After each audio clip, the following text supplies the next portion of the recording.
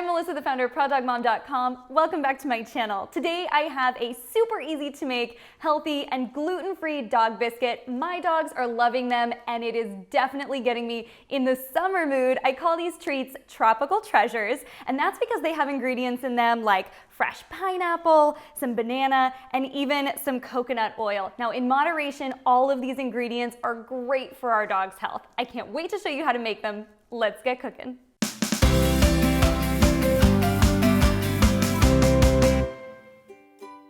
Start by preheating your oven to 350 degrees Fahrenheit and lining 2 baking sheets with parchment paper. Set those aside for later. To make these tropical treasure dog biscuits, you will need 2 cups of oat flour and a 1/4 cup of coconut flour. Now, a quick note on measuring, I use the spoon and level method when measuring for my dog treats, which means I fluffy up the flour in the bag, then I lightly spoon it into a dry measuring cup, and then I use the back of a knife to level off the top.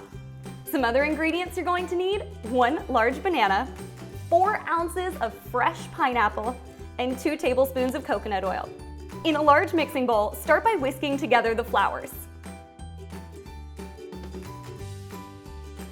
The next step is blending all of the fruit together. So that includes the pineapple,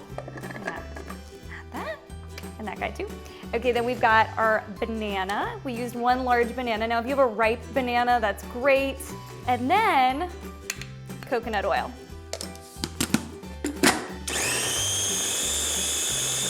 And then add it to the flours.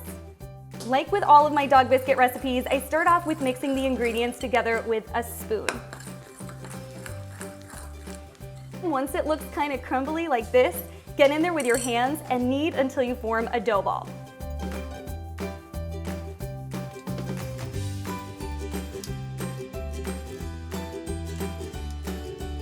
Okay, we have a beautiful dough ball, and when you're done kneading, it should have a Play-Doh-like texture. That's one of my favorite textures when I am making dog treat biscuits, and we have it with this one. It's just great. Okay, so now it's time to roll it out flat with a rolling pin, and you might have seen this method in some of my other videos, but it's something I call the sandwich method. So it's basically where we start off with a baking mat, and this is gonna provide a non-slip grip for us. And then I'm going to take 2 pieces of parchment paper, one that I will put right on top of the mat. Then I take my dough ball, I kind of flatten it out just a little bit to get me started, and then I take another piece of parchment paper, lay it on top, and now we're ready to go to town with the rolling pin. I like to do this method with, the baking mat and the 2 pieces of parchment paper because it prevents the dough ball from sticking to my rolling pin, and it just keeps everything a lot neater and a lot easier. And then stamp out your treats with a cookie cutter. Today I'm using a round cutter, but these would be adorable shaped into little pineapples and palm trees, and you can get a whole bunch of different types of cookie cutters right on Amazon.